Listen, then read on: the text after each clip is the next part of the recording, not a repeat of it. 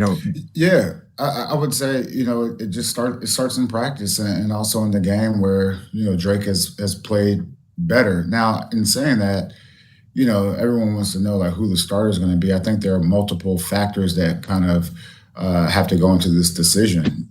One is the total body of work, whether we're talking about the spring or the entirety of training camp. And then I would also say, oftentimes we forget about just the overall experience that a guy like Jacoby has, and which will also be weighted in the decision that we have to make here in the near future. But I'm happy with the way those guys are, battling it out, and hopefully over the next couple of days we can name a starter and get the season rolling. and just one quick follow-up, Trev. When did that start to turn in your view? Was there one point that stood out where he started to outplay him? I don't have just a certain time. What I will say, it's I would say there's a combination. Well, really, it's one thing is just Drake becoming more comfortable with the scheme and more comfortable with the players around him. So he's done a good job with that. I can't remember a certain point though, Mike. Sorry. Next question, Doug Kite, followed by Chris Ryan. Good morning, Jerod. Good morning, Doug. Listening to you on EEI this morning as well, and you said that we've all seen rookie quarterbacks thrown to the wolves too early. Is that just in reference to playing before they're ready, or being put in a situation where there's an offensive line that can't protect them, or something else? I think every situation is unique because I don't want to fall into this narrative fallacy or anything like that, because you have seen rookie quarterbacks go out there and perform at a high level, and I don't know what the story how the story ends with Drake's rookie season, but all possibilities are open, and we'll see what happens as far as like who we name the starter here in the near future. One other quick one. I know that roster cuts are coming up here, but has there been a decision made whether Kendrick Bourne, Sione Takitaki, and Cole Strange will begin the season on PUP? Yeah, there have been those decisions. I'd rather just wait to get those to you in whole, because there have been decisions on a few players, just not all of them. Thank you. Thank you. Chris Ryan, followed by Dakota Randall. Morning, Jerod. How are you? Yeah, morning, Chris. How are you? It starts in practice, so in the game where Drake has played better. Now, in saying that, let me try to find it here, guys. Sorry, it's Henry. It's Henry. I know it's Henry. My bad. Sorry.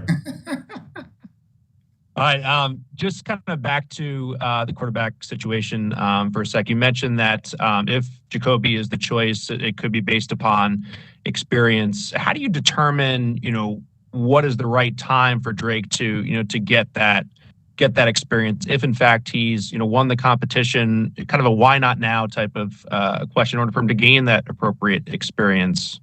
Yeah, when I spoke about experience, I just wanted to make sure that you guys had transparency as far as the different factors that go into making this decision. It's no secret that Jacoby's been in the league for a long time.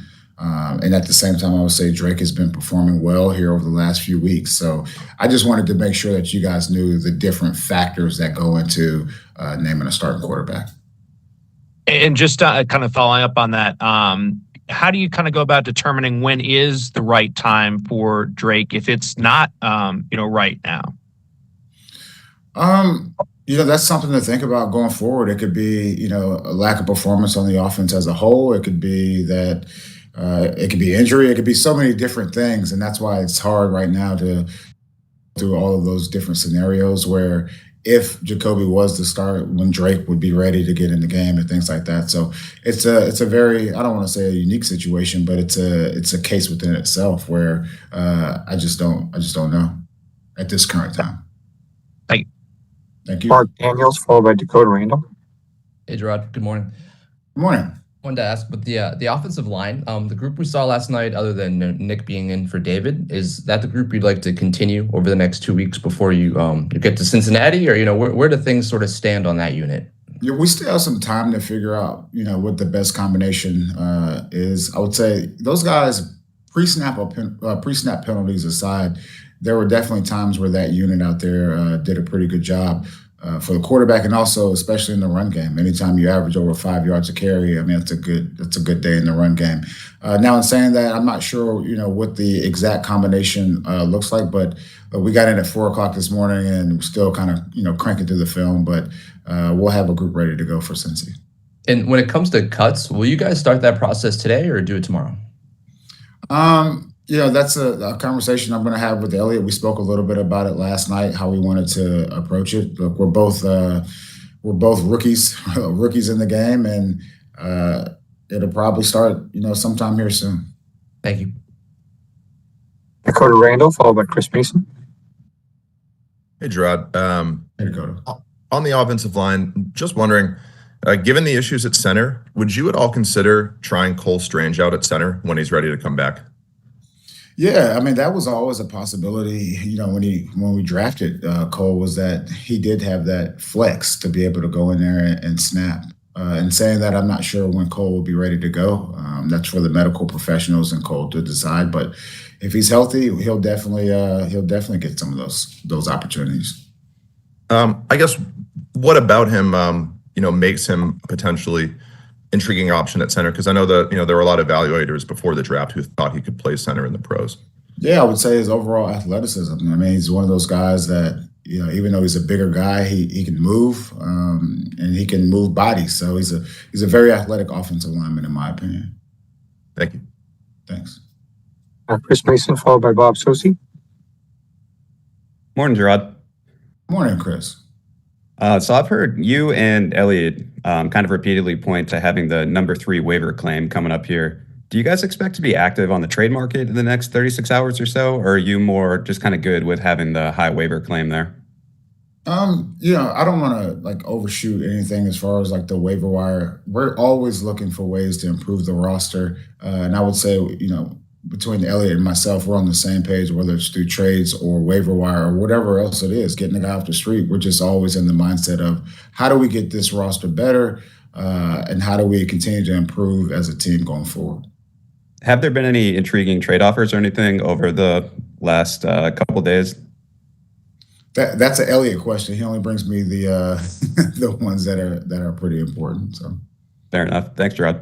thank you. 3 final questions. Bob Sosi, Mike Reese, and Taylor Kyles. Go ahead, Bob. Thanks, Nate. Good morning, Jerod. Good morning, Bob. Hey, Jerod, I want to ask again about the overall experience and Jacoby's longevity, tenure in the league. For context on that, is that related to seeing a variety of schemes, playing in adverse conditions on the road? What goes into the importance of that experience and longevity? I would say all of the above, Bob. Whether it's a road game in a tough environment, whether just going out there leading teams to victory. Those are all things that are important. And once again, I just wanted to be very transparent about just the different, let's call it critical factors that have to go into this decision going forward on naming a starting quarterback. And just a quick follow-up on a different position, the kicking situation. What do you want in a place kicker? We saw, obviously, Joey get the attempts last night from very long distance at the end of each half. When you make the decision on that position, if it hasn't been made already, what do you want as a head coach? Yeah, we just want someone that's steady, someone that can make just all the field goals. So give me 100% kicker. Give me someone who would kick the ball through the uprights 100% of the time. But that competition, it's been going on all training camp, and it's definitely anytime you have the ability to score points or a player on your team that can score points, it's an important spot. And this league it's all about it comes down to the wire a lot of the times, and you got to have a kicker that you can trust and depend on. All right, thanks, Jerod. Thank you. And 2 final questions, Mike Reese and Taylor Kyles. Jerod, I'm still trying to get my hands around Okorafor getting called 3 times for the illegal alignment. And I understand national TV game, point of emphasis, official who's known to throw a lot of flags. I'm just wondering what can you add? Was he not listening? Was the coaching, was there a breakdown there? Was a temporary sort of, brain fart, you know what I mean, by him? What happened there? What I would say ultimately, the lights cut off, Stace, but these motion lights.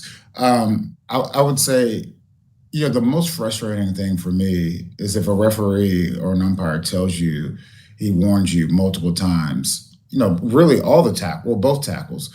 They warn you multiple times that you're too far back, and then they throw the flag a few times. We just have to do business as business is being done. It's move up. I mean, there's no one else to blame. I mean, it's pretty clear when you watch it on film. You have to break the center's hip, and that was the most disheartening part for me as a coach, and it was definitely a learning experience for me as well. Where I just gotta, I have to be tougher on those things here going forward. But if you want to blame someone for that, you can blame me for that one. But like, has Chuk shown you that he's like willing to take that coaching or willing to listen? Yeah, he's absolutely willing to listen. I would say, it's just one of those things where you've been doing something a certain way and you're in the middle of the game, they ask you to change it up. We have to have that mental agility to be able to do that. And I would say last night we were very rigid in our thought, and it was unfortunate, but it was a learning experience, not only for those guys up front, but also for myself. Last question, Taylor Kyles. Coach, thank you for your time. Kind of adding to the discipline part of it. It wasn't just obviously the offense that was penalized, it was also the defense, even special teams. As the head coach, you had, the first preseason game where it was 6 penalties. It seemed like you only had 1 the next week, and now it tripled from that first week. So how do you address that for the whole team? And how do you really just set the tone to get them back on track when you have a night like that with so many flags? Yeah, it goes back to let's do business as being done, and you can't win until you keep from losing it. And quite frankly, we're not good enough as a team to continually go backwards. Like, we always have to win the hidden yardage game. We need to always win the penalty battle, and you could throw turnovers in there as well. That's just something that I'm going to harp on, and hopefully it gets better here in the near future. Thank you, Coach. Thanks, guys. Thanks, Coach. Thanks, everyone.